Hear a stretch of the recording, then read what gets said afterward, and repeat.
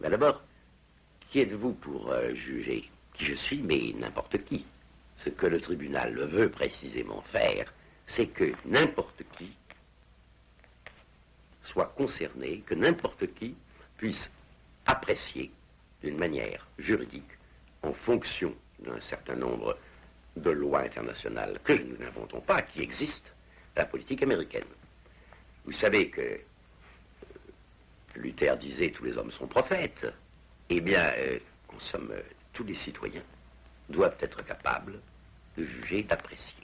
Tous les citoyens ont le droit de juger d'un point de vue juridique et légal la politique d'un gouvernement, parce qu'elle les concerne. Non pas seulement aujourd'hui dans le loi de mort, la leur, mais celle de leur gouvernement, mais, étant donné qu'il n'y a qu'un monde, celle de tous les gouvernements. En somme, c'est précisément tant que nous sommes n'importe qui que nous pouvons apprécier les choses. Ça veut dire, il y a des lois internationales, nous ne les inventons pas. Il y a des lois établies par la Convention de Genève, par le pacte de Briand-Kellogg. Il y a des lois auxquelles les Américains ont mis eux-mêmes la main, c'est-à-dire les statuts de Nuremberg qui ont permis de juger les coupables.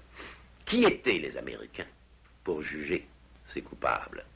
Ils étaient uniquement les vainqueurs, car il est bien évident que si les Allemands avaient été vainqueurs, il y aurait peut-être eu des tribunaux, mais c'est Churchill ou Eisenhower qui auraient passé devant. Donc, la force ne donne pas la légalité. Et ce qui a précisément entaché le procès de Nuremberg aux yeux de beaucoup de gens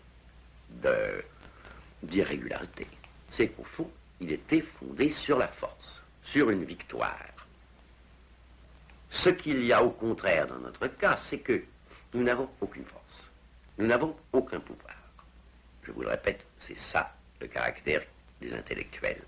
Et nous ne pouvons pas donner de sanctions, nous ne pouvons pas décider que nous allons châtier tel individu ou tel groupe d'individus, parce que ce serait absurde, nous n'avons pas les moyens. Mais ce que nous avons le droit de faire, c'est de dire, vous, impérialistes, qui avez fait des lois générales et internationales